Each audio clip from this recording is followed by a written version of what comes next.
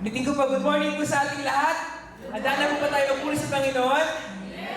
Okay, ito po sabi sa Psalms. Shout with joy to the Lord, all the earth. Worship the Lord with gladness. Come before Him, singing with joy. Acknowledge that the Lord is good. He made us, and we are His. We are His people, the sheep of His pasture. Enter His gates with thanksgiving. Go into His court with praise. Give thanks to Him and praise Him. For the Lord is good. His unfailing love continues forever, and His faithfulness continues to each generation. Tayo ngayon, sa henerasyon na tayo ng makabago. We are in the contemporary generation, and we, as Christian, the purpose of our lives is to praise Him forever. Amen ba? We are here to praise the Lord.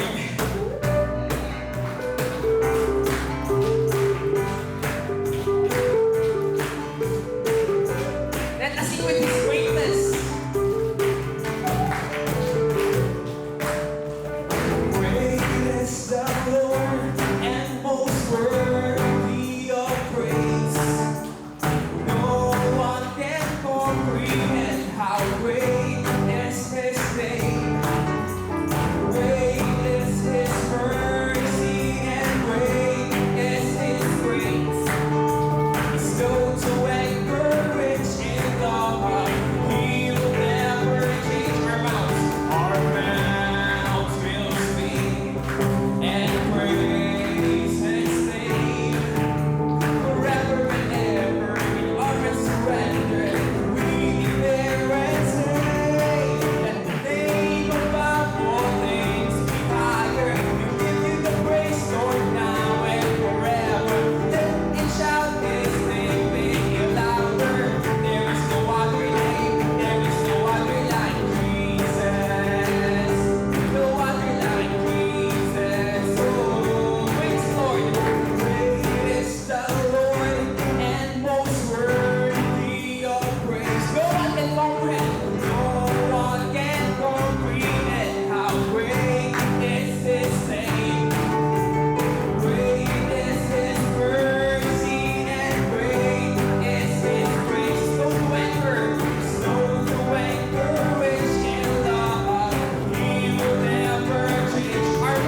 Our mouths will speak and praise His name. Forever and ever, in our surrender, we declare and say that the name above all names be higher. We give you the praise, Lord, now and forever. Lift and shout His name, make it louder. There is no other name, there is no other like the name above all names be higher. We give you the praise, Lord, now and forever. Lift and shout His name, make it louder. There is no other name, there is no other like Jesus. No other like Jesus. Oh, no other like Jesus. No other like Jesus. Oh, there's healing in the precious name of Jesus. There's power in the mighty name of Jesus. We declare blessing, authority, honor and victory, glory and majesty. To Jesus we declare, and the name above all names higher. We give you the praise, Lord, now and forever. Lift and shout His name, make it louder. There is no other name, there is no other like the name above all names higher. We give you the praise, Lord, now and forever. Lift and shout His name, make it louder. There is no other name, there is no other like Jesus. No other like Jesus. Oh, no other like Jesus. No other like Jesus. Oh, thank you, Jesus, that there is none like you. We are here, oh God, to worship you alone. Every mouth will proclaim here that you are good and your mercy endures forever. We come before you today, Panginoon, just to serve you and just to honor you alone. Truly that worship is obeying you, Panginoon. Obeying your right path, Panginoon, para sa iyong kapurihan.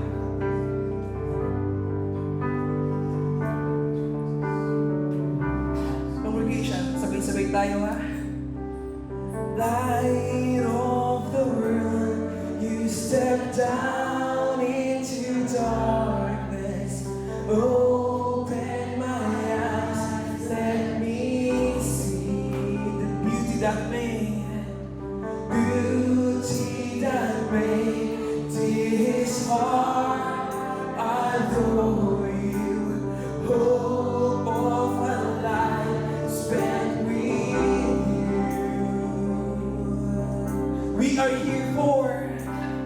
Here I am to worship.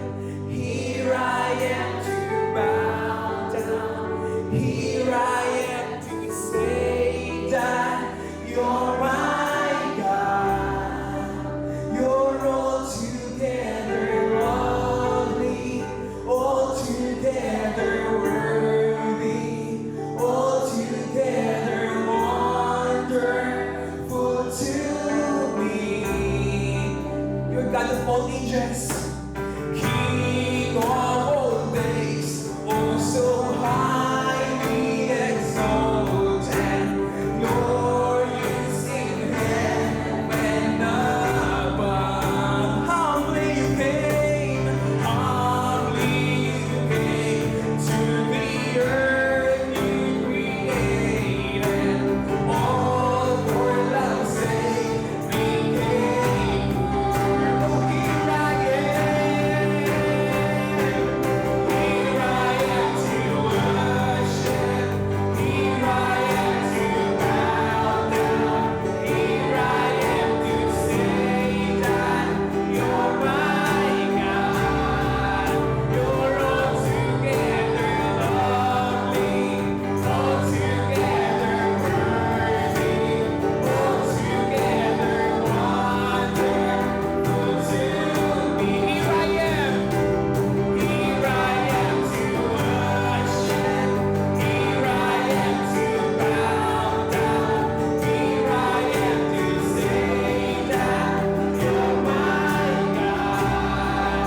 You're altogether lovely, altogether worthy, altogether wonderful to me. Here I am. Here I am to worship. Here I am to bow down. Here I am to say that you're my God. You're altogether lovely, altogether worthy, altogether wonderful to me.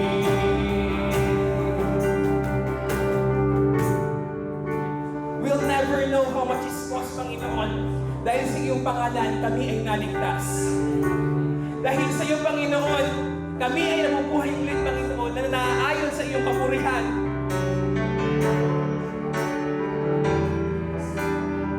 Ngayon, nandito kami, Panginoon, sabay-sabay nagpupuri sa iyo.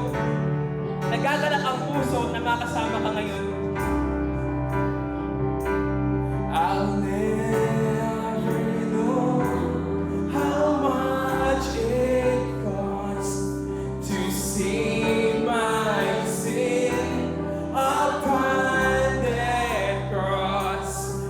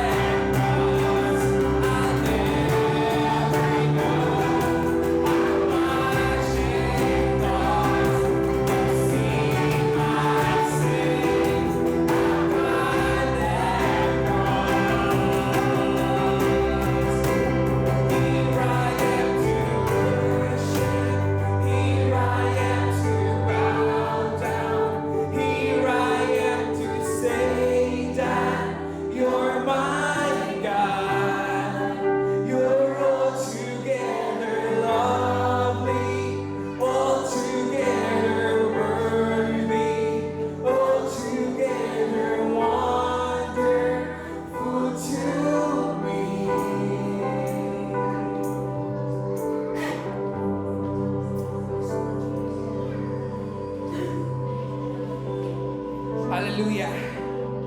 We sing praises to your name, Panginoon. We sing for your powerful name. We declare your majestic name in our lives. You are great.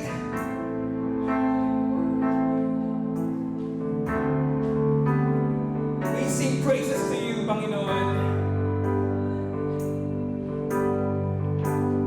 I sing praises to your name, oh Lord. Praises to your name, oh Lord. For your name is great and greatly to be praised. I sing praises. I sing praises to your name, oh Lord. Praises to your name, oh Lord. For your name is great and greatly to be praised. We give glory. I give glory to your name, oh Lord. Glory to your name, oh Lord. For your name is great and greatly to be praised. I sing praises to your name, oh Lord. Praises to your name, oh Lord. For your name is great and greatly to be praised. Take this time to worship Him alone. That we need God most of our lives. We need Him, and our purpose is to live with Him alone. We cannot live without God, and we need God to our lives. As Christian, our purpose is to serve Him alone. And we know, and that we need to do, is to sing with Him with all our hearts. That we need to sing with greatness, and we need to sing with praise. And ngayon, sabay-sabay tayong kakanta. With sincereness, with sincerity sa ating buhay.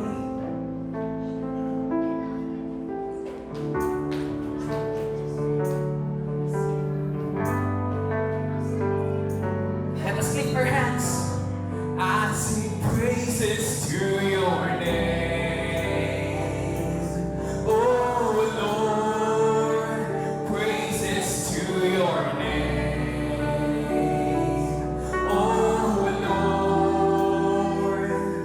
For your name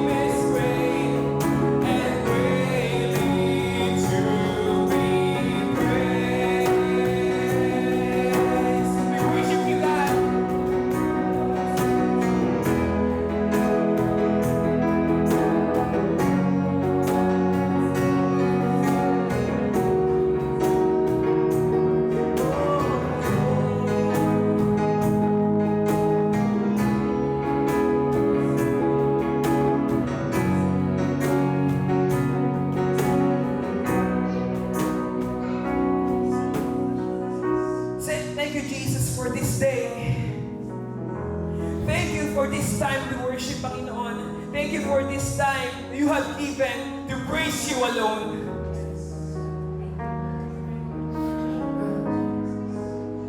Despite the fact that we are facing challenges right now, we declare that our heart belongs to you, and our praise and worship belongs to you right now and forever. Thank you for this time, Panginoon. We sing praise to you, Panginoon. We ask for your guidance always, because you alone are our Master. You alone is our King. You are our Lord of Lords. The one who is above all things. And right now, our mouth is full of praise and worship. We sing with all of our hearts. We sing with sincerity. We sing with love above all. Because you are love.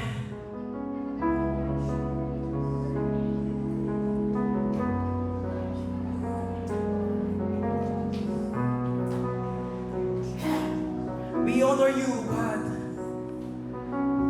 We are speaking with spirit and truth. Thank you for your love. Thank you for the grace that you have given to us. And our mouth is full of declaration that you alone is our King. You alone is our Lord. You alone is our Savior.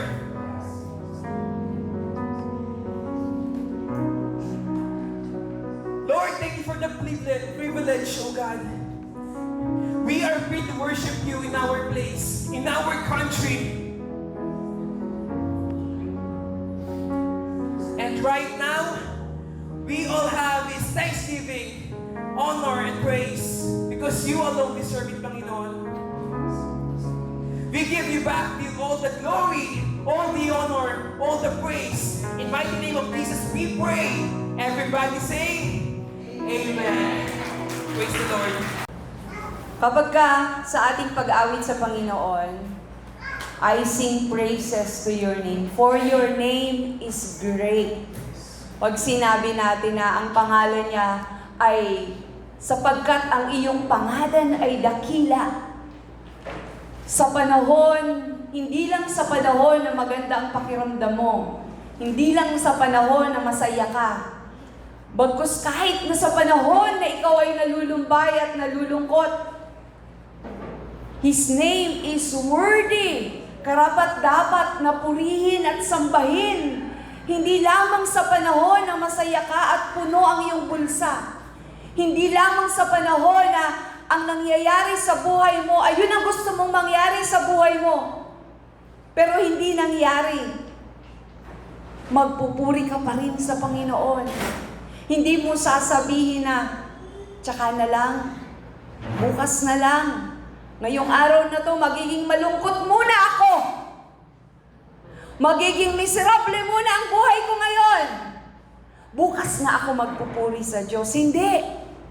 Sa panahon na ikaw ay nalulumbay, sa panahon na ikaw ay nalulungkot, yun yung panahon na dapat ikaw ay magpuri sa Diyos. Yun yung panahon na dapat ikaw ay lumapit sa Diyos.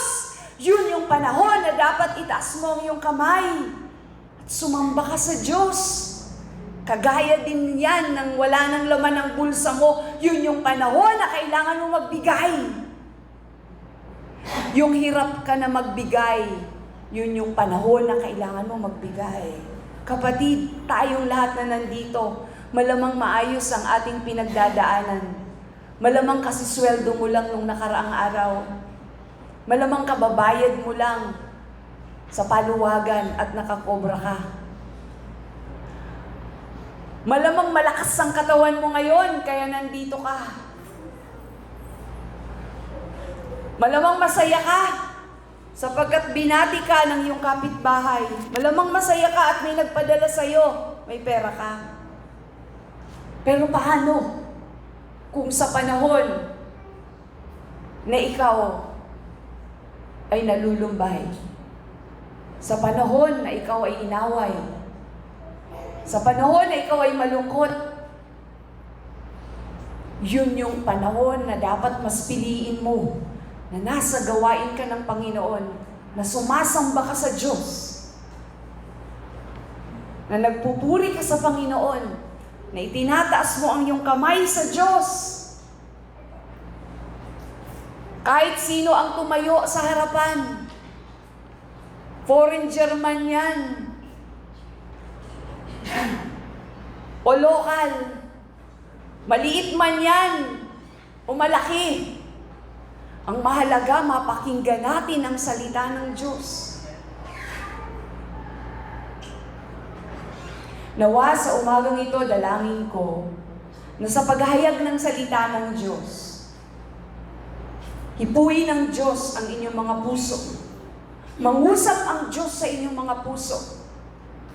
At mabago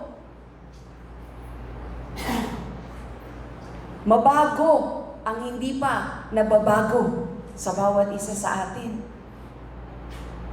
Sapagkat nung ako ay binabasa ko ito ng mga verses sa Bible na ihahayag ko sa umagang ito, maraming pangungusap sa akin ng Diyos. Dalangin ko na tumatag ang pananampalataya ng taga-His Church.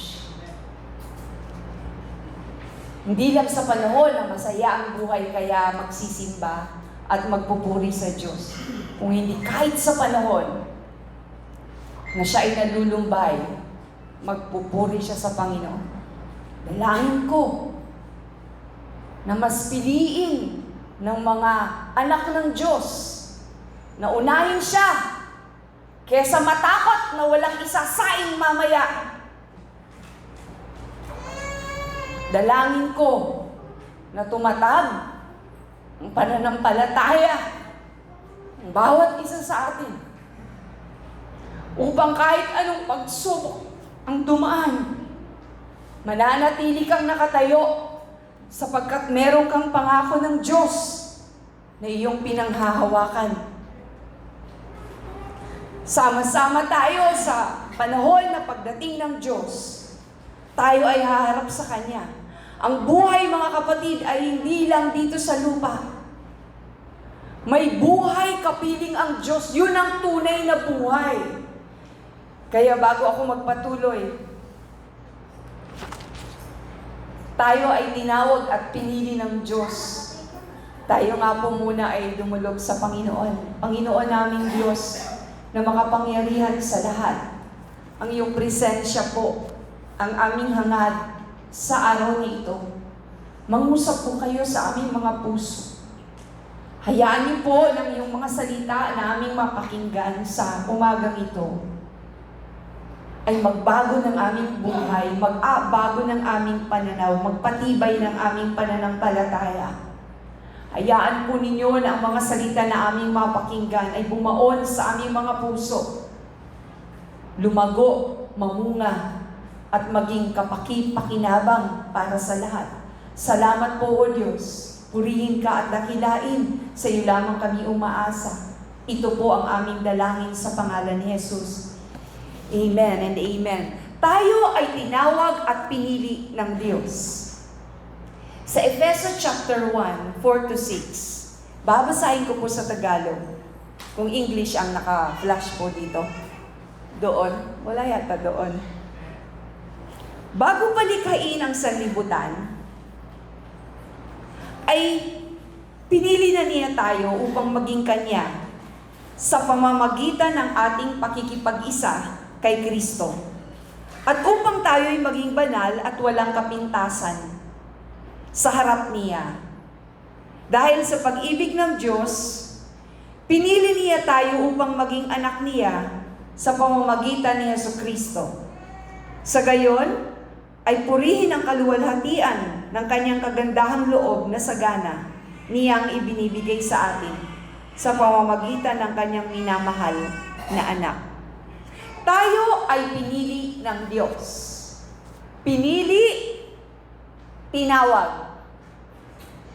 Napakasarap pakinggan na ang may lalang ng langit at ng lupa, ang pinakamakapangyarihan sa lahat, pinili ka.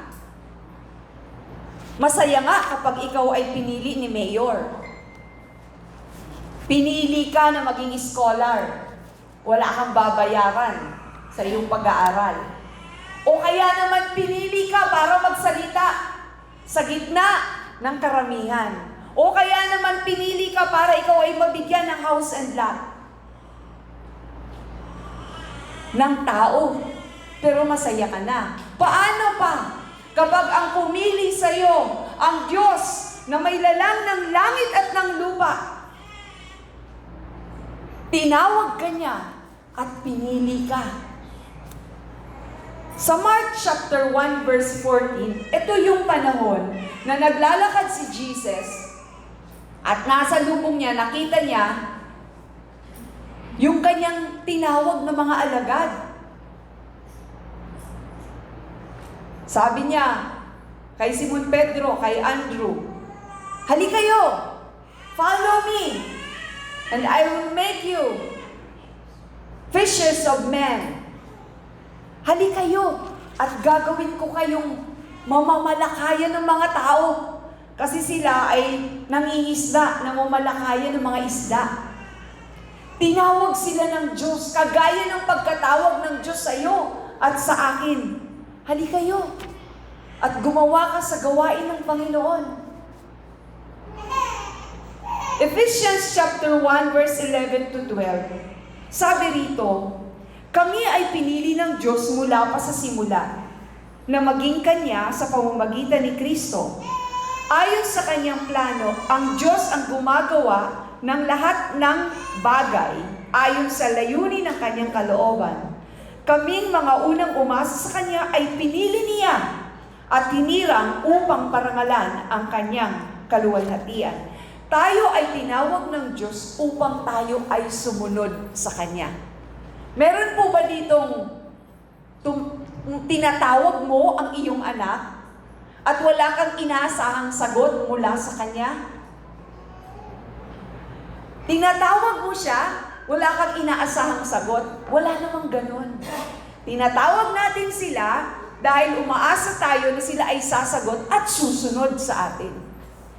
Tayo ay tinawag ng Diyos at pinili ng Diyos at binibigyan tayo ng direktiba na maniwala sa mga utos niya, sa command ng Panginoon, sa mga promises ng Panginoon.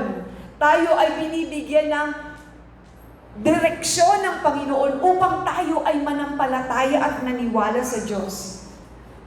Sumunod sa Kanya at isusupply niya ang lahat ng pangangailangan natin sa pamamagitan ng Kanyang supernatural na biyaya. Ano ba pag inisip ninyo ang supernatural? Ano yun?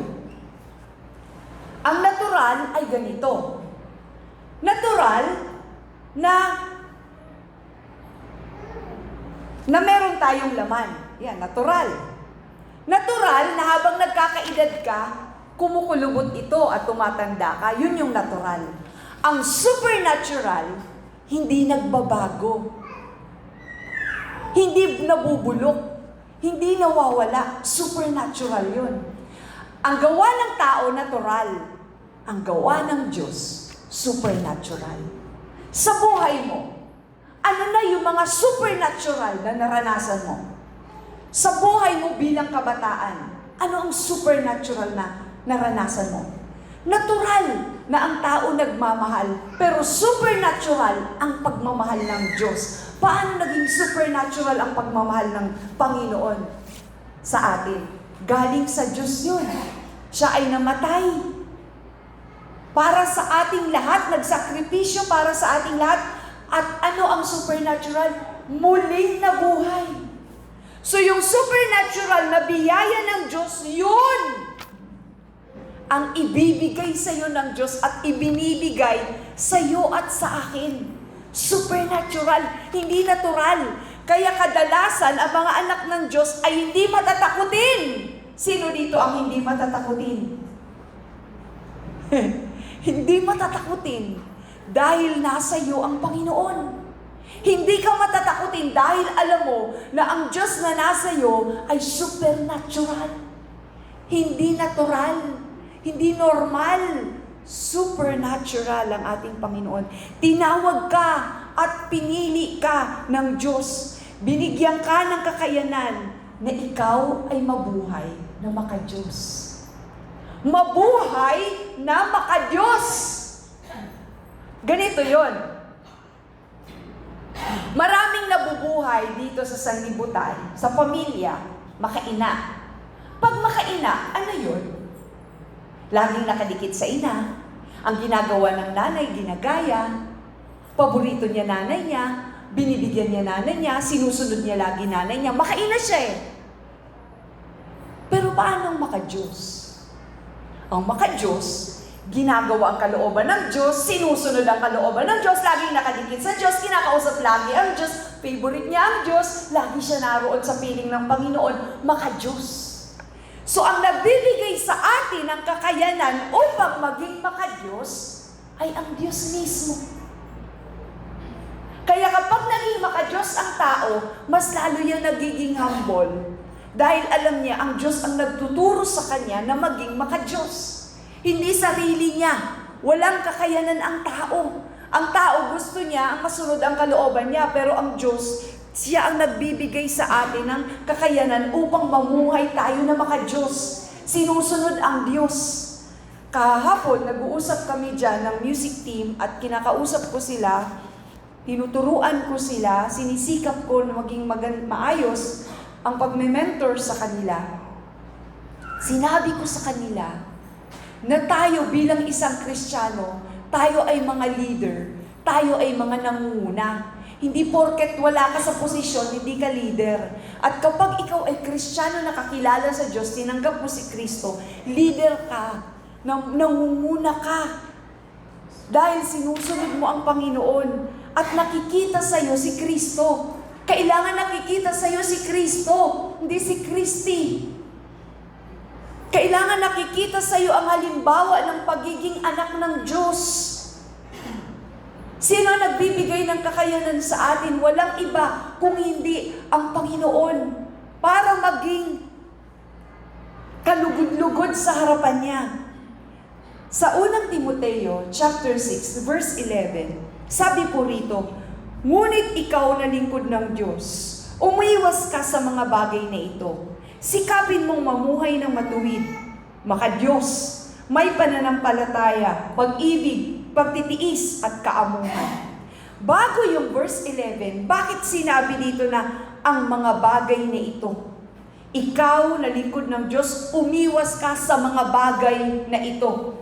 Dahil nakasulat po sa verse 5, ang ganito, but godliness with contentment is great gain.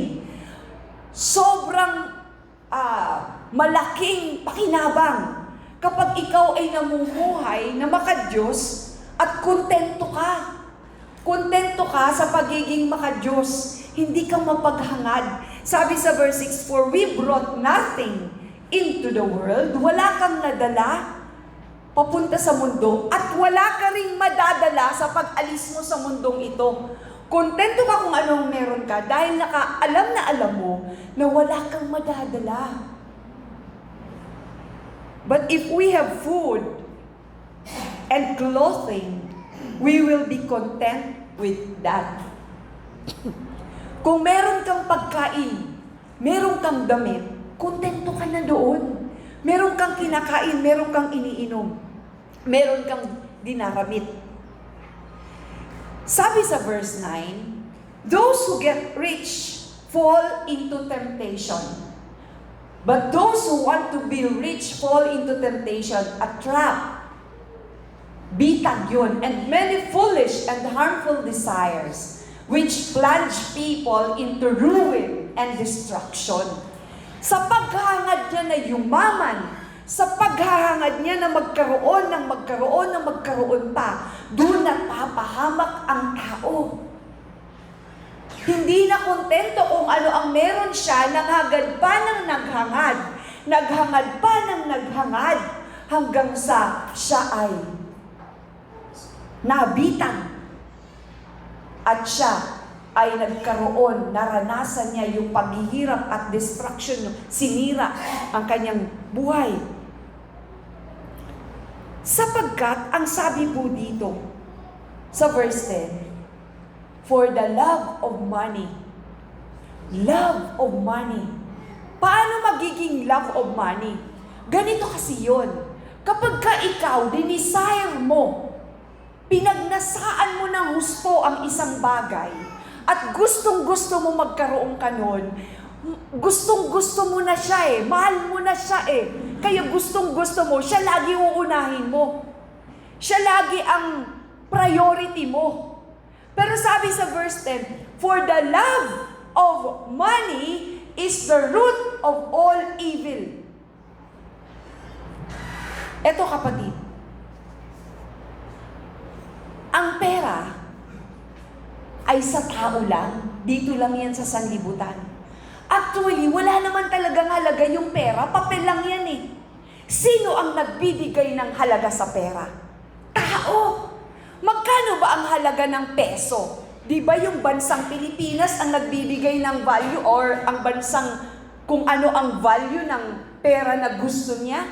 Ang US, ang China, ang Japan, iba-iba yung value ng pera nila. Sino ang nagbibigay ng value ng pera? Tao.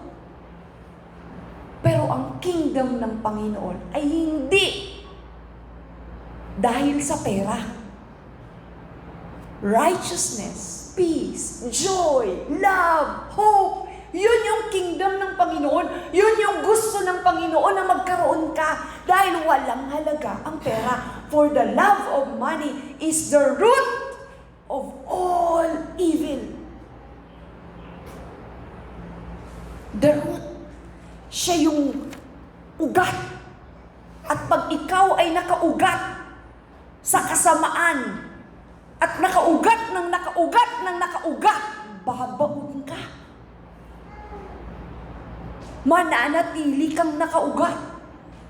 The love of money. The love of money is the root of all evil. Some people, sa verse 10 pa rin po ito, eager for money. Gustong-gusto yung pera. Yung mga taong gustong-gusto yung pera, nawawala sa pananampalataya. Kasi doon na lang sila nakatuon sa pera. Hindi porket mayaman, malayo sa Diyos at hindi porket mahirap siya yung malapit sa Diyos. Maraming mahihirap pero nakatuon sa pera ang mga mata. Nawala sa pananampalataya. Bakit nawala sa pananampalataya? Dahil nakatuon ang isip, ang puso sa pera. Hindi pwedeng pagsabayin. Ano ang nagiging kaari-karibal ng Panginoon sa mga tao sa pagsamba sa Kanya? Hindi ba pera? Hindi ba posisyon, prestige, kasikatan?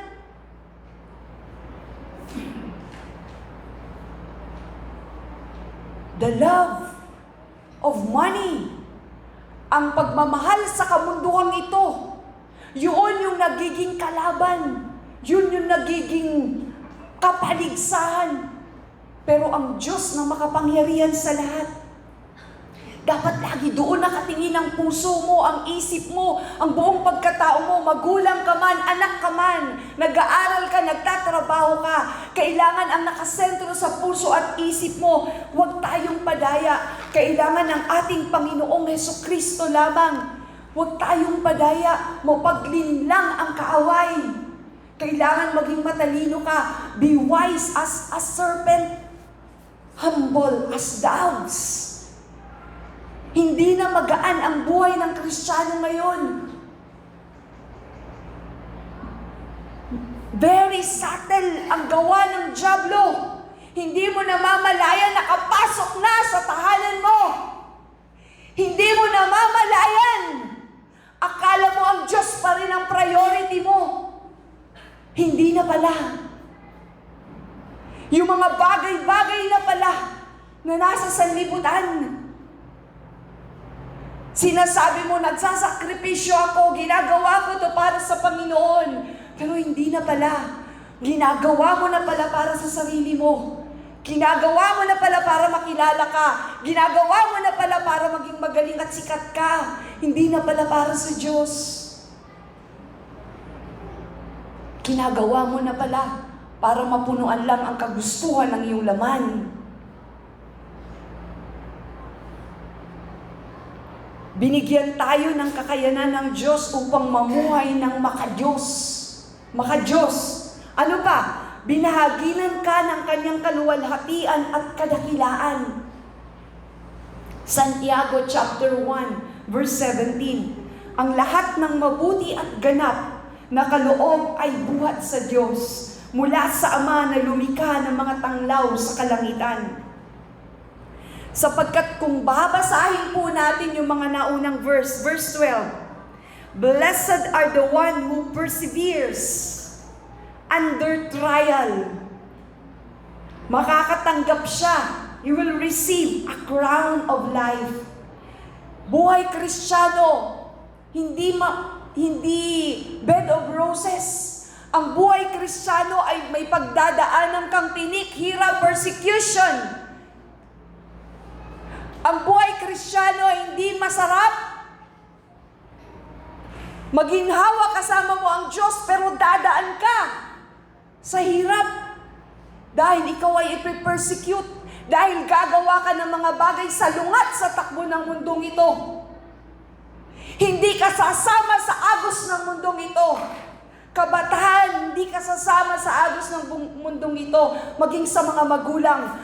Iba ang lakarin ng Kristiyano. Iba ang lakarin ng mga sumusunod kay Kristo. Ikaw ang laging magiging kontrabida sa takbo ng mundong ito. Hindi bali na basta't ikaw ay bida sa Panginoon. Hindi bali na basta't ang ginagawa mo, kalooban ng Diyos. Blessed, pinagpala ka kung ikaw ay magpapatuloy under trial. Sabi doon sa verse 12. Verse 13, when tempted, kung ikaw ay tinutukso, no one should say, God is tempting me. Nor, sabi dito, for God cannot be tempted. Sa verse 13, hindi siya matutukso by evil ng kasamaan at hindi rin siya nanunukso. Ang Diyos hindi nanunukso at hindi siya kayang tuksuhin. Paano natutukso ang tao sa verse 14? But each person is tempted when he is drawn away and enticed by his own evil desires. Dahil sa desire ng puso niya, dahil naaakit siya ng mga bagay-bagay, kaya siya natutukso. Hindi galing sa Diyos. Galing sa desire ng puso ng tao. Verse 15, then after desire, pagkatapos na nag-desire ka, yun ay nanganganak. Ang nagiging anak? Yung pag ikaw ay naghahangad, kasalanan. At pagka lumaki ang kasalanan, punong-puno na, ayon ay nanganganak ng kamatayan. Kamatayan, namamatay, nalalayo sa Diyos, patay ang espiritu. Kalansay, mga buto, naglalakad, buhay pero patay, walang laman. Buto na, nadaya ng kaaway. Wala nang relasyon sa Diyos sapagkat ang iniisip na lang niya yung kagustuhan ng kanyang laman, yung kagustuhan ng kanyang isip at puso bilang tao. Mapaglinlang ang puso ng tao. Don't be deceived. Sabi sa verse 16, huwag kang magpalinlang, my dearly loved brothers, sabi ni Pablo, my dear brothers and sisters, huwag kang palinlang. Ang kaaway ay mapaglinlang. Tingnan mo katabi mo, mapaglinlang ba yan? Hindi. Sapagkat yan ay anak ng Diyos. Yan ay anak ng liwanag. Pero may mga tao, mapaglinlang, ginagamit ng kaaway upang linlangin ang kaaway or hindi siya tao. Yung bumubulong sa'yo, yung mga salitang bumabaon sa puso at isip mo na hindi galing sa Diyos, yun yung panlilinlang ng kaaway. Yung nagsasabing, hindi mo kaya yan, mahirap ka lang. Hindi mo kaya yan, lulong ka na sa bisyo, babaon ka na dyan. Yun ang kalaban. Hindi ka makapaglilingkod sa Diyos. Kasi pamilya mo magulo. Yun ang bulong ng kaaway. Hindi galing sa Diyos yan. Kaya natutukso ang tao. Anong tukso? Sasabihin ng tao, ayoko na. Tama na. Hindi ko na kaya. Dahil pinuno niya ang isip niya ng kasinungalingan ng kaaway. Kapatid, huwag mong hayaan na mapuno ang isip mo ng kasinungalingan ng kaaway. Lahat ng hindi galing sa Diyos ay kasinungalingan. Lahat ng hindi magandang bagay na sinasabi sa iyo at hindi galing sa salita ng Diyos, galing sa kaawayan. Tandaan po natin, huwag tayong palinlang. Dahil lahat ng mabuti at ganap, sabi sa verse 17 kanina yung binasa ko, nakaloob ay buhat sa Diyos, mula sa Diyos na lumikha ng mga tanglaw sa kalangitan. Verse 18, niloob niyang tayo'y maging anak niya sa pamamagitan ng salita ng katotohanan upang tayo'y maging pangunahin higit kaysa lahat ng kanyang nilalang. Paano magiging pangunahin ng mga anak ng Diyos? Ang anak ng Diyos ay magiging pangunahin dahil sila ang magdidikta. Hindi ang kaaway. Kapag sinabihan sila ng kaaway ng mga masasakit at masamang salita hindi totoo, anong sasabihin ng anak ng Diyos? Anak ako ng Diyos. Pinili ako ng Diyos. Tinawag ako ng Diyos. Yun. Ikaw ang mangunguna.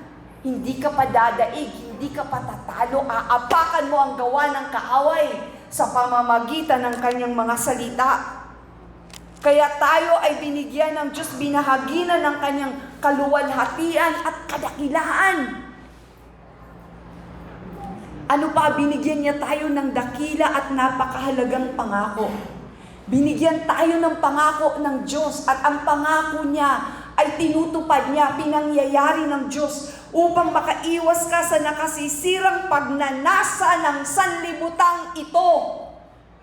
Pagnanasa ng sanlibutang ito. Gusto ng sanlibutang ito ay ikaw ay makilala, maging sikat ka. Ikaw ay kapuri-puri. Gusto ng sanlibutang ito na siya ay luhuran, na siya ay puri, na siya ay tingnan na mataas. Yun ang gusto ng mundo.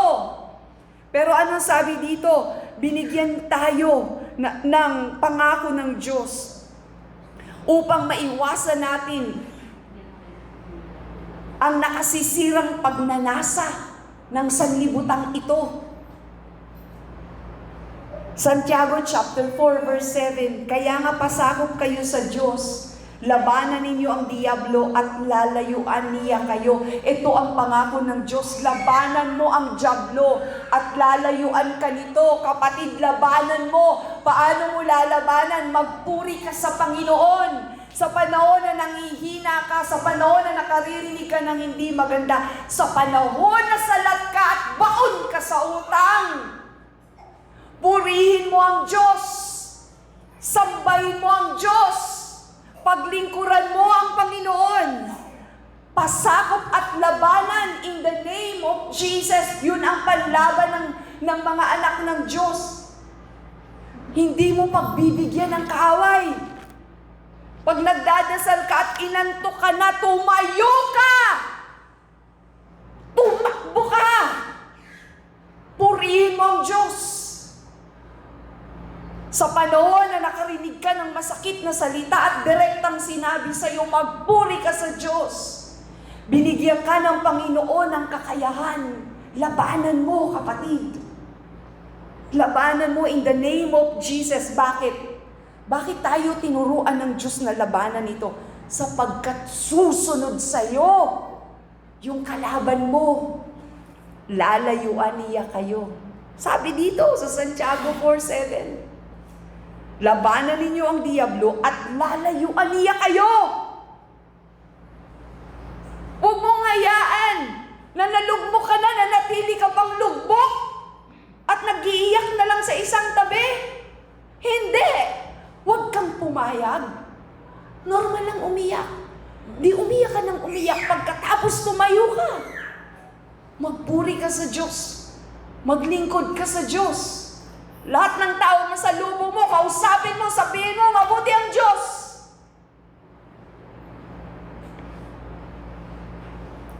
Malapit na eleksyon ng barangay. Minsan, ginagawa natin, o madalas, kung may kamag-anak tayong tumatakbo o kaibigan, pag nasa lubong mo, huwag mong kalimutan na, huwag mong kalimutan na, huwag mong kalimutan na, binabanggit natin yung pangalan para iboto. Sa panahon na ikaw ay nangihina, sa panahon na ikaw ay malungkot, lumakad ka. Sa iyong paglalakad, lahat ng masalubong mo, ngitian mo. Pag huminto, kausapin mo. Sabihin mo, mahal ka ng Diyos. Labanan mo ang kaaway. 1 John chapter 2 verse 15 to 17. Huwag ninyong ibigin ang sanlibutan. Do not love the world.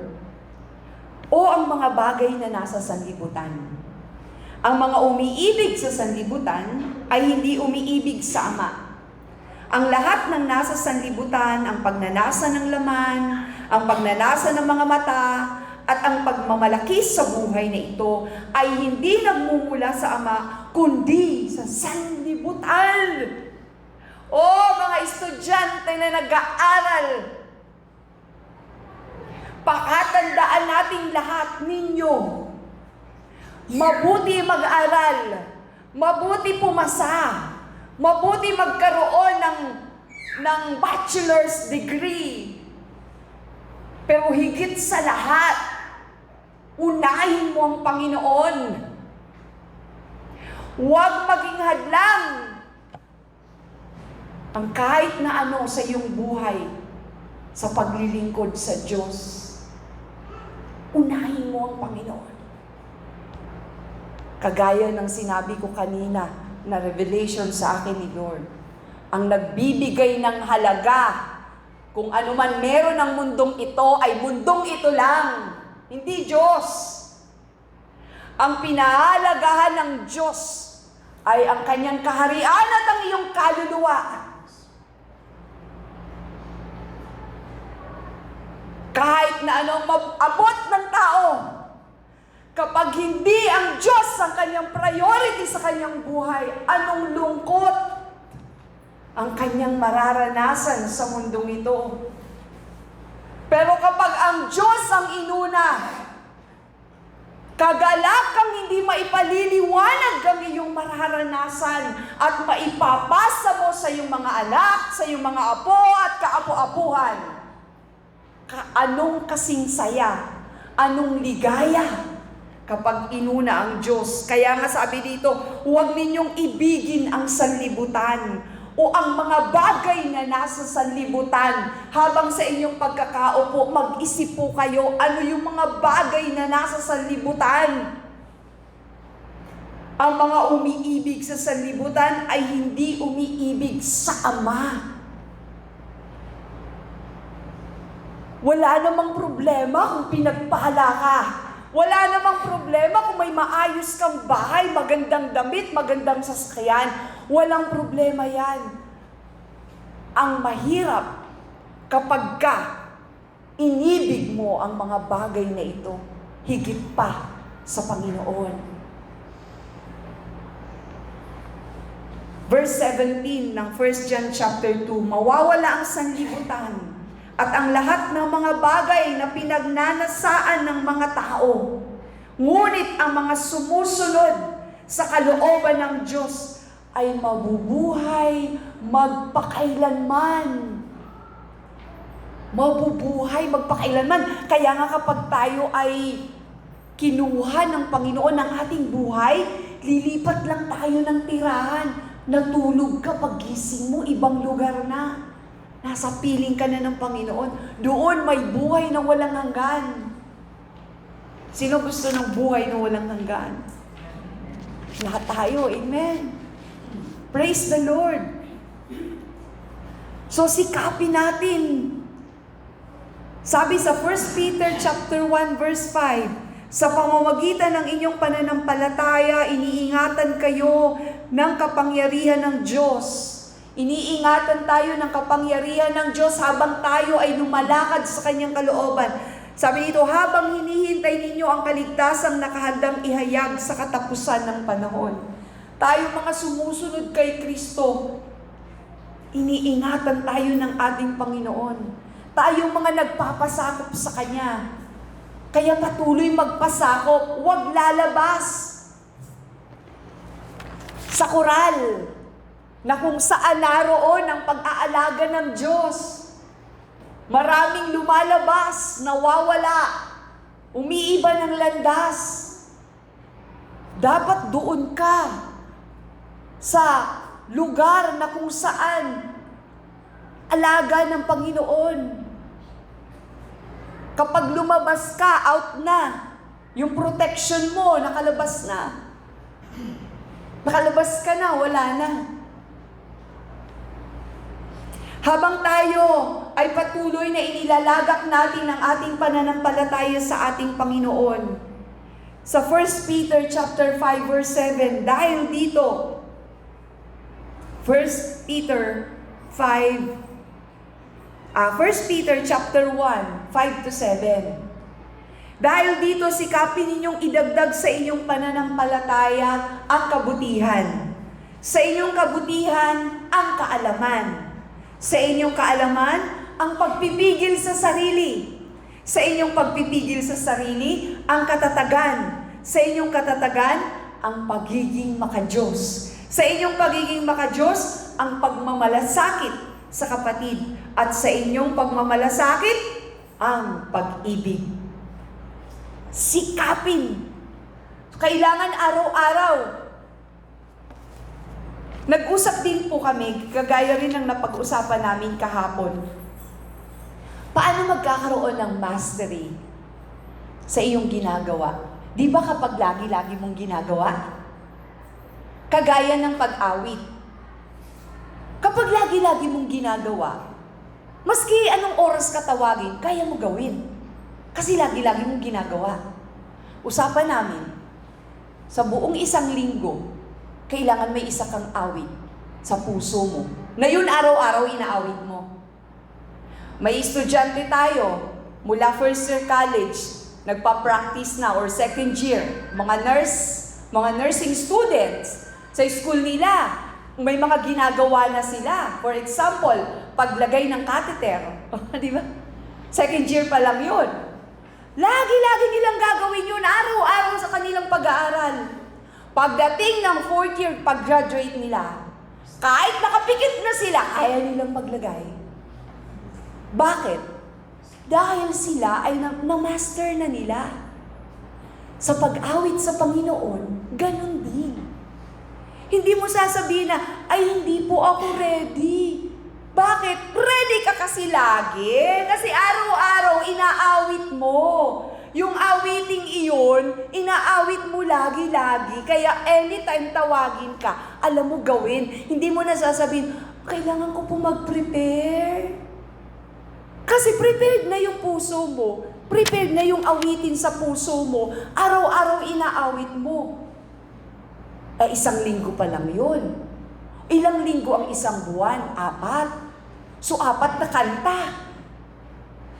Mga bata pa naman kami sa music team. Kaya mabilis lang magkabisa. Isang linggo, isang kanta. O, di ba? Ay, yung mga mas bata pa, isang araw lang. Kahit 3 kanta, kaya kabisaduhin. Pag ginawa mo yan para sa Panginoon, master mo na yun. lagi-lagi mo nang gagawin. Sikapin ninyong idagdag pananampalataya, kabutihan, kaalaman, pagpipigil sa sarili, katatagan, pagkamakadiyos, pagmamalasakit sa kapatid, pag-ibig. Gawin natin. I-master natin. Sapagkat ang Diyos natin, na makapangyarihan sa lahat, siya po ang author ng lahat ng ito. I-master natin. I-practice natin. Pananampalataya at pag-ibig.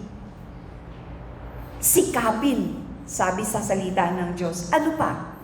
Sikapin masunod ang kanyang kalooban. Di ba sa Mateo chapter 28, verse 18? Ano ang sabi doon? All authority in heaven and on earth has been given to me. Sabi ni Jesus, binigay na sa akin lahat ng kapangyarihan sa langit at sa lupa. Kaya nga, nasa atin na.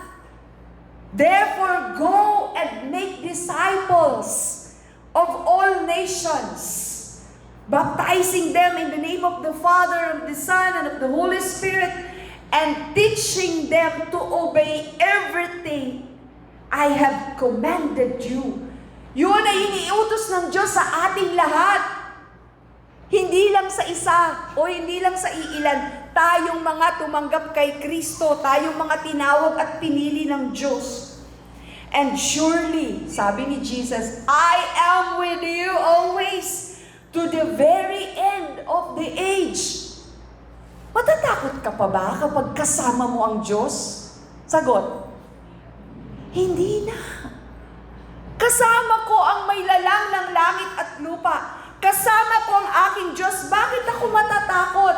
Sabi sa Filipos 3:14, mga kapatid, hindi ko ipinapalagay na nakamit ko na ito. Sabi ni Pablo, hindi niya ipinapalagay na nandun na siya, na nakamit niya na yung reward. Ngunit ito'y bagay na ginagawa ko habang nililimot ko ang nakaraan at sinisikap na marating ang layuning nais kong makamtan. Verse 14, nagpupunyagi ako patungo sa hangganan upang makamtan ang gantimpala ng pagkatawag sa akin ng Diyos sa pamamagitan ni Kristo Jesus. Ano yung gantimpala na pagkatawag ng Diyos sa pamamagitan ni Kristo Jesus? Buhay sa langit. Sabihin niyo, buhay. Buhay sa langit. So kaya ikaw, tayo, kung may pinagdadaanan man tayo at pinagdaan ng malungkot, kalimutan mo nakaraan. Diretso ka lang. Walang lumalaban sa paligsahan na lumilingon sa likod. Anong bata pa po ako, malimit po sumasali ako sa takbuhan. Gusto ko po lagi tumatakbo. Laban sa takbuhan, pero pang maiksian lang. Hindi ako pwedeng tumakbo, nalilingon sa likod. Konting second lang na gayon, matatalo ka. Diretso kang titingin. At kapag ikaw ay nakaset na at nag-go, diretso ka na. Kaya, huwag nang balik-balikan ang nakaraan. Diretso na. Kung may aral kang natutunan doon, baunin mo, diretso ka na, huwag ka nang mag-stay doon. At lalo na kung pangit ang nakaraan. Diretso ka sa iyong laban bilang isang Kristiyano. Diretso lang. Maski lumuluha ka, maski nasasaktan ka at sugatan, diretso lang. Huwag kang hihinto. Dahil ang lakas na meron ka ay lakas mula sa Panginoon. Merong parable ng wedding handaan sa kasalan. The parable of the wedding banquet. Sa Mateo 22:14. Ang sabi po kasi dito, marami sa dulo po noon. Dulo po ito ng Mateo 22, dito sa parable na ito. Marami ang tinawag, ngunit kakaunti ang pinili. Gusto ko po basahin sa inyo, kaya nandito itong Tagalog Bible. Mateo 22. Umpisahan po natin sa Verse 5. Ayan, mahaba-haba akong basa, huwag kayo matutulog. May nagpunta sa kanyang bukid na mayroon namang nag-aasikaso ng kanyang negosyo. Tama ba ako? Mahaba. Sinunggaban naman ng iba ang mga lingkod. Hinamak at pinatay. Galit na galit ang hari, kaya't pinapunta niya ang kanyang mga kawal upang puksain ang mga mamamatay taong iyon at sunugin ang kanilang lungsod. Pagkatapos, sinabi niya sa kanyang mga lingkod na kahanda na ang pagkain, ngunit hindi karapat-dapat ang mga inaanyayahan. Ang kwento po kasi, kinasal ang kanyang anak ng hari. Basahin ko na nga lang. Basahin ko na nga lang. Sabi sa verse 2 ng chapter 22, Mateo, ang kaharian ng langit ay katulad ng isang haring nagdaos ng isang handaan para sa kasal ng kanyang anak na lalaki. Isinugo niya ang kanyang mga lingkod upang tawagin ang mga inanyayahan. Ngunit ayaw nilang dumalo. Muli siyang nagsugo ng ibang mga lingkod at kanyang pinagbilinan ng ganito. Sabihin ninyo sa mga inanyayahan na nakahanda na ang mga pagkain. Kinatay na ang aking mga baka at ang mga pinatabang guya at handa na ang lahat. Halina kayo! Ngunit hindi ito pinansin ng mga inanyayahan. Sa halip, pumunta sila sa kani-kanilang lakad. May nagpunta sa kanyang bukid at mayroon namang nag-asikaso ng kanyang negosyo. Sinunggaban naman ng iba ang mga lingkod, hinamak at pinatay. Galit na galit ang hari. Tingnan mo, inutusan lang para anyayahan para pumunta sa kasalan. Pinatay pa yung mga no? So galit na galit ang hari, kaya't pinapunta niya ang kanyang mga kawal upang puksain ang mga mamamatay taong iyon at sunugin ang kanilang lungsod. Pagkatapos, sinabi niya sa kanyang mga lingkod, nakahanda na ang mga pagkain, ngunit hindi karapat-dapat ang mga inaanyayahan. Pumunta kayo sa mga pangunahing lansangan at inyong anyayahan sa kasalan ang lahat ng makita ninyo. Pumunta nga sa mga lansangan ng mga lingkod at isinama nila ang lahat ng kanilang natagpuan. Masasama, mabubuti at napuno ng mga panauwi ng bulwagang pangkasalan. O yan, nakapag-anyaya. Verse 11, pumasok ang hari upang tingnan ang mga panauhin. Nakita niya ang isang taong hindi nakadamit pangkasalan. Tinanong niya ito, kaibigan, bakit ka pumasok dito nang hindi nakasuot ng damit pangkasalan? Hindi nakasagot ang tao, kaya't sinabi ng hari sa mga lingkod, talian ninyo ang kanyang kamay at paa, at itapon siya sa kadiliman sa labas. Do'y mananangis siya at magngangalit ang kanyang mga ngipin. Pagkatapos nito'y sinabi ni Jesus, marami ang tinatawag, ngunit kakaunti ang pinili. Marami ang tinawag. Tinawag ka, kukunti ang pinili. Kakaunti ang sumunod sa kalooban ng Diyos. Hindi siya nakadamit pangkasalan. Nasa loob siya ng simbahan tuwing linggo. Nasa gawain siya sa iba't ibang gawain. Hindi niya sinusunod ang kalooban ng Panginoon. For many are invited but few are chosen. Si hari nagdaos ng kasalan sa kanyang anak na lalaki, hindi karapat-dapat ang mga inanyayahan. Kaya nga ipinag-anyaya sa iba. Kaya mga kapatid, maging seryoso tayo sa paglilingkod sa Panginoon. May promise ang Panginoon sa atin. Binigyan niya tayo ng pangako to empower us. Sabihin mo, empower. Empower us. Alam nyo, na habang binabasa ko to, sa gobyerno natin, sa lalawigan natin, may gobernador. Tapos merong administrator. Administrator ng lalawigan. Diba? May ganon. Lahat ng mga batas na kailangan sundin, yung mga plinano na yan, inaral na, inayos na ng gobernador, kasama ang kanyang mga kasamahan. Pero ang nag-i-implement nito ay yung administrator. Pag sinabi ng admin, yun ang sinabi ng gobernador. Dito lang po sa lalawigan yun, ha?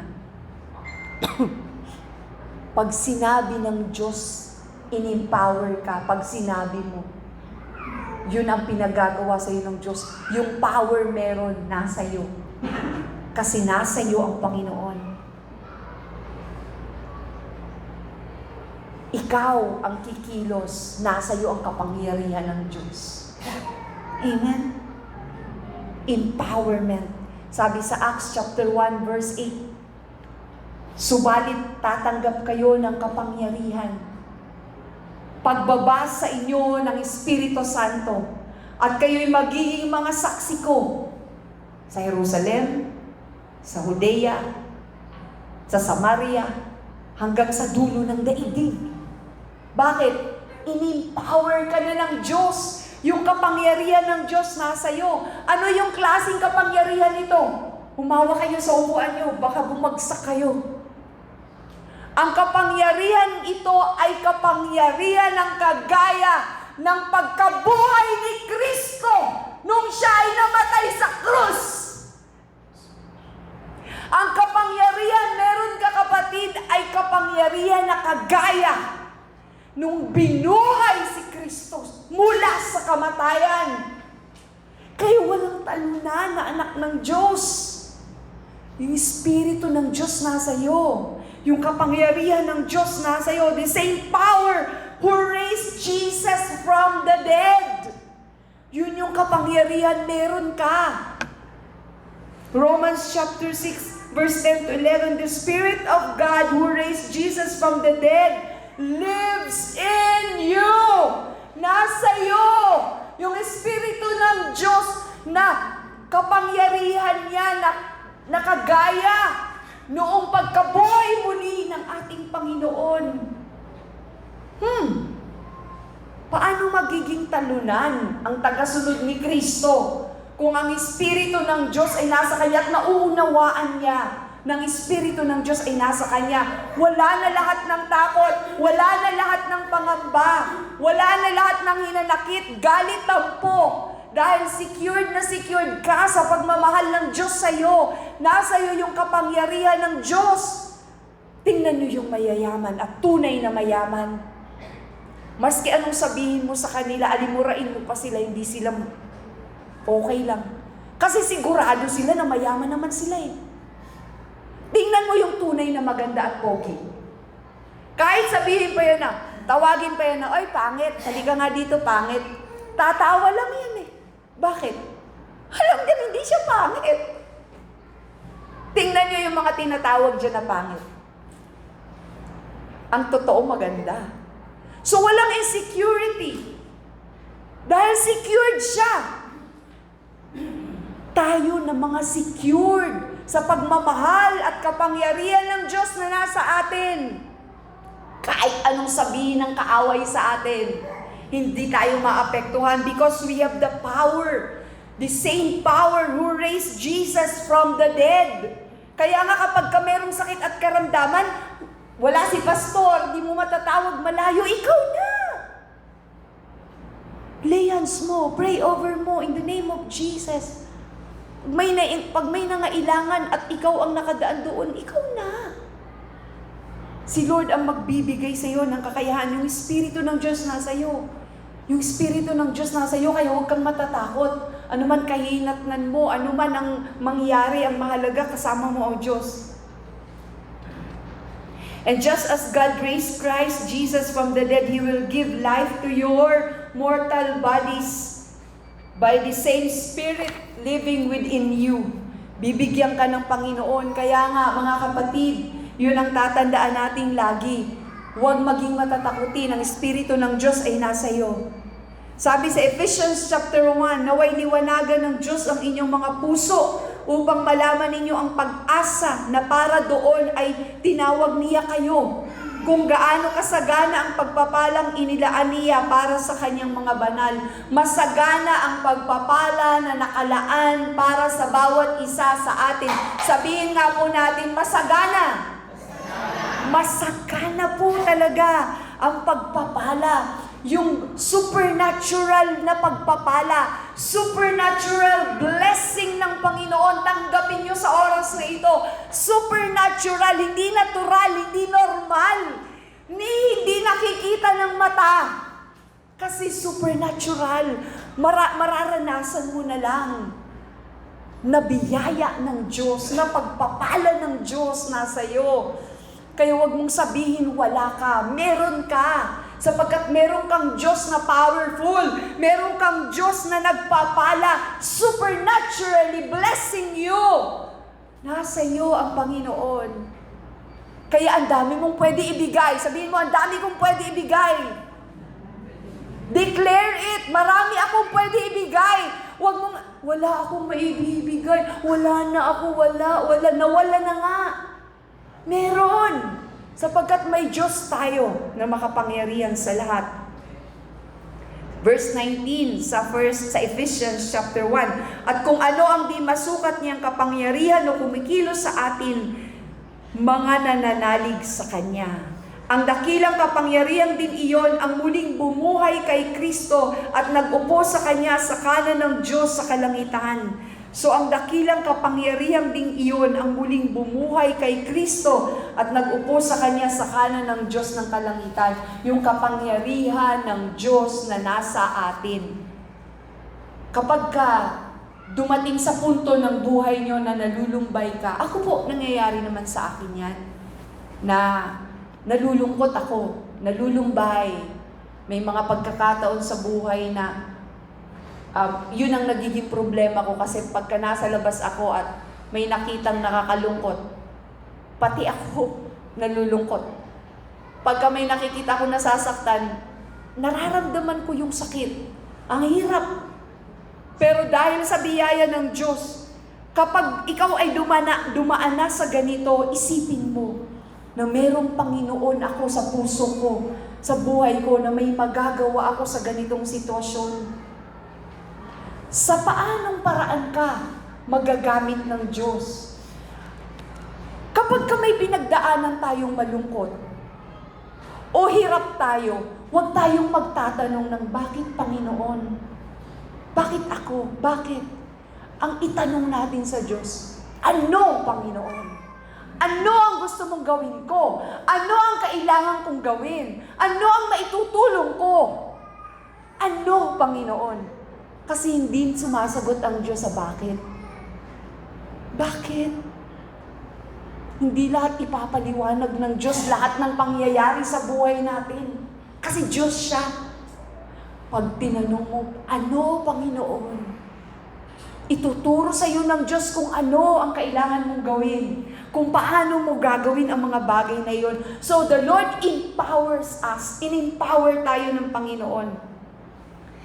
Ano ba ang power na binigay ng Panginoon? First, He gives us power to be like Him. So that we are free from sin. Upang tayo ay makalaya sa kasalanan. Yung kapangyarihan na ibinigay sa atin ng Panginoon.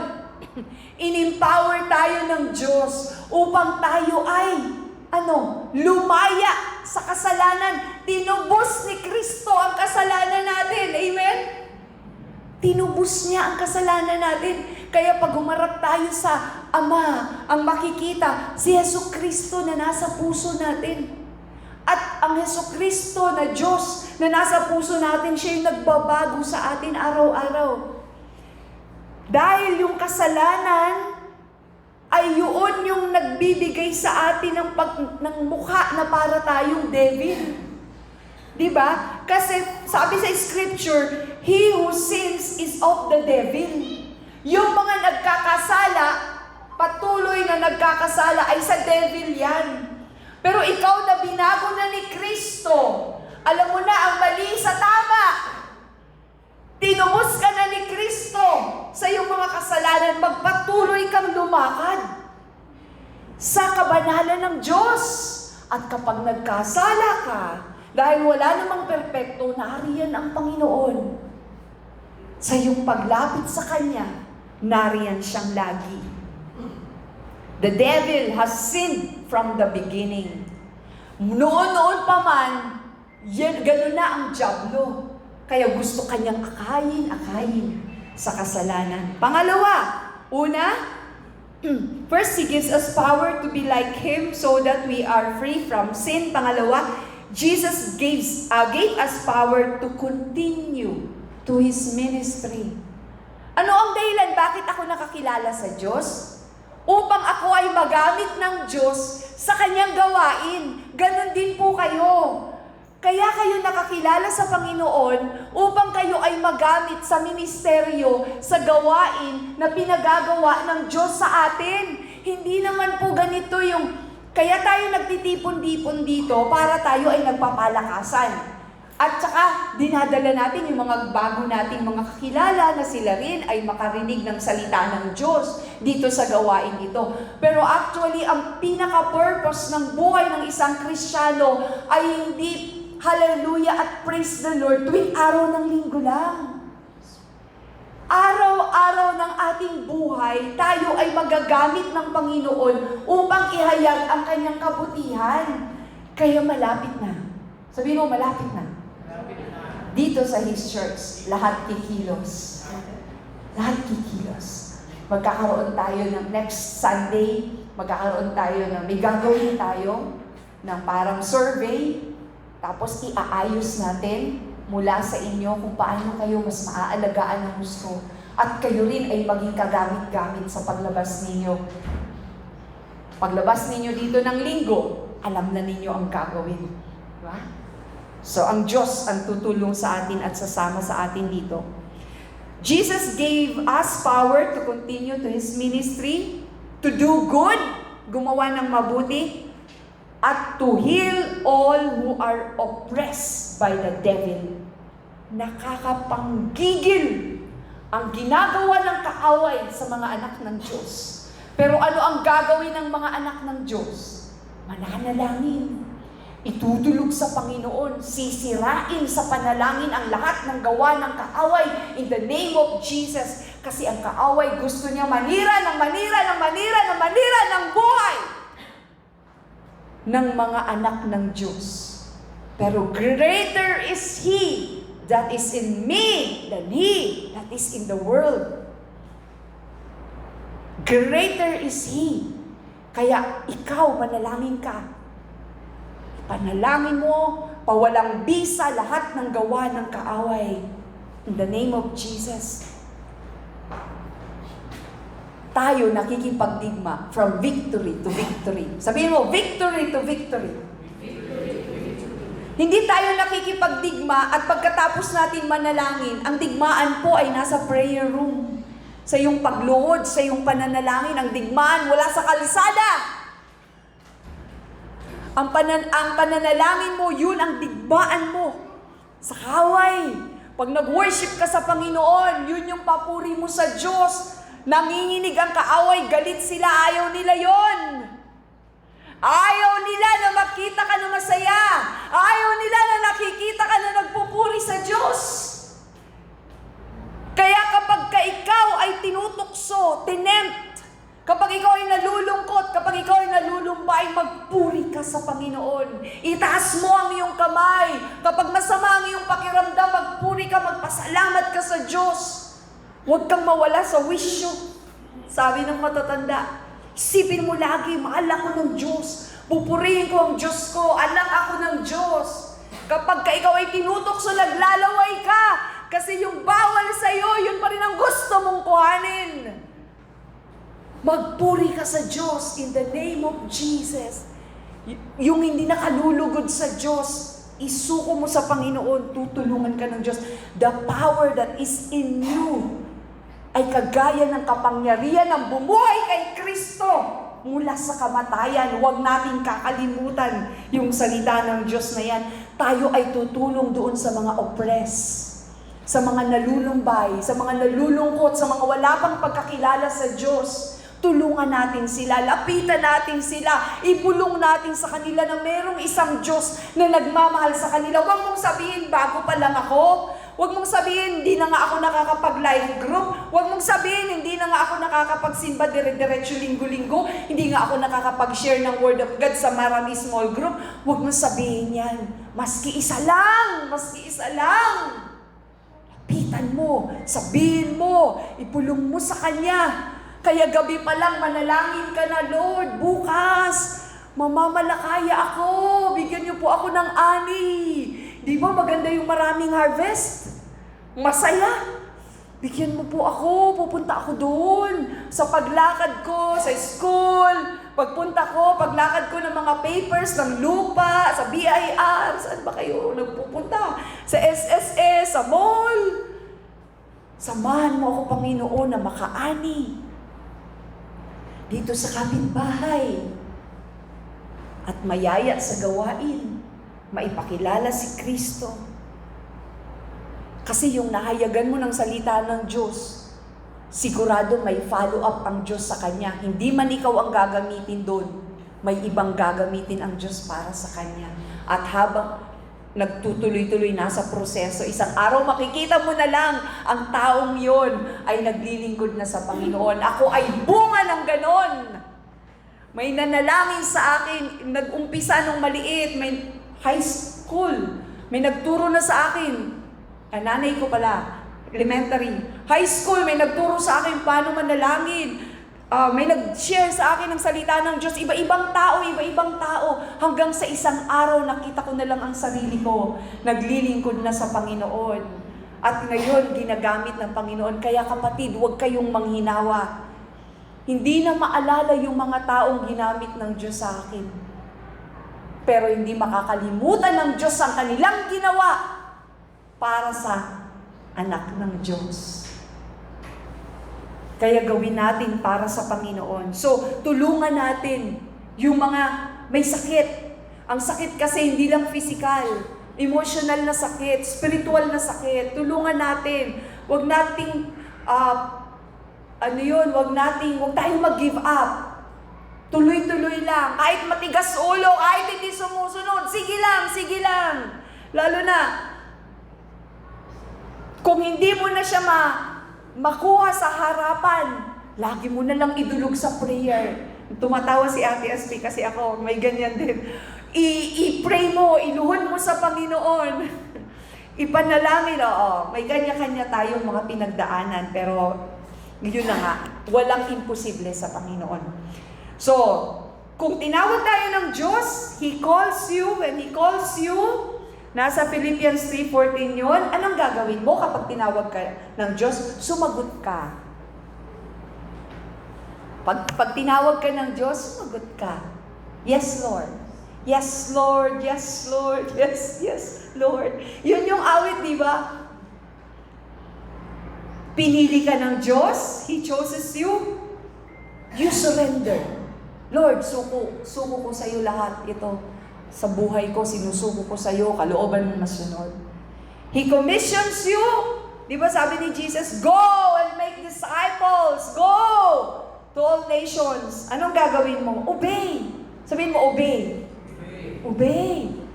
And then, He empowers you. Binigyan ka niya ng kapangyarihan. Mula sa Kanya, binigay sa iyo. Gumalaw ka. Kumilos ka. Gamitin mo. Na may mga verses po ito, Philippians 3 verse 14, Ephesians 1 verse 4, Mateo 28, kagaya ng banggit kanina, and Luke 24, 4-9. So tanong po ngayon, anong hakbang ang maaari mong gawin upang makatugon ka sa pagkatawag sa iyo ng Panginoon? Anong hakbang? Sige nga, isipin mo, ano kaya ang gagawin ko para ako ay maging kagamit-gamit? Or upang masagot ko ang pagkatawag sa akin ng Diyos. Bilang isang Kristiyano, lahat po tayo may panawagan. Ipakilala natin si Kristo. Sa bahay, sa Jerusalem mo, sabi sa Acts 1:8, when the power of God is in you. And the Spirit, Acts 1:8, you will receive power when the Holy Spirit has come upon you, and you will be my witnesses. So ikaw magwi-witness sa pamilya mo. Ikwento mo sa kapitbahay mo, ay sa anak mo, sa asawa, doon sa loob ng bahay mo, sa bakuran ninyo. Yun. Kwento lagi. At ibahagi ang kabutihan ng Diyos. Dahil ang pangako ng Diyos, hindi Kanya iiwan. Hindi Kanya pababayaan. Hindi Kanya iiwan. Hindi Kanya pababayaan. Kapag ginagawa mo yung gawain na pinagagawa sa iyo ng Panginoon. Alalahanin natin, ang concern ng Diyos ay ang Kanyang kingdom. Hindi yung mga bagay sa mundong ito. Mas mahalaga ang iyong kaluluwa. Bagamat inaalagaan tayo ng Diyos, ibinibigay niya lahat ng pangangailangan natin, pinoprovide niya sapatos mo, pinoprovide niya pang lipstick mo, pang makeup, pinoprovide niya pa favorite na pagkain mo. Pero ang pinakamahalaga sa Lord, sa ating lahat, sa Diyos, ay yung tayo ay harap sa Kanya na masasabi niya, "Well done, my good and faithful servant." Halika dito, sabi ni Lord, at mag-enjoy tayo sa aking kaharian. Have the joy. Grabe. Awitin natin ang awiting ito na nagsasabi na ang Diyos lang ang ating pag-asa. Mula sa ating puso, huwag mong pansinin ang iyong katabi, tayo magsitayo. At awitan natin ang ating Panginoon na walang ibang pag-asa kung hindi ang ating Panginoong Diyos na buhay. Na hindi magkukulang ang Diyos sa iyo kapag ikaw ay nag-commit ng buhay, nag-commit ng oras, ng panahon sa Kanya.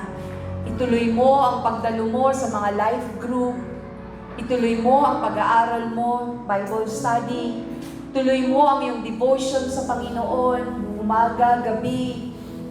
Tuloy mo yung panawagan ng Diyos sa iyo na manalangin ka, kasama ng karamihan o nag-iisa. Ituloy mo ang iyong pagkakawang gawa, ituloy mo na masunod ang kalooban ng Diyos sa iyong buhay. Ang Diyos, na noon pa man alam niya na ang ating katapusan.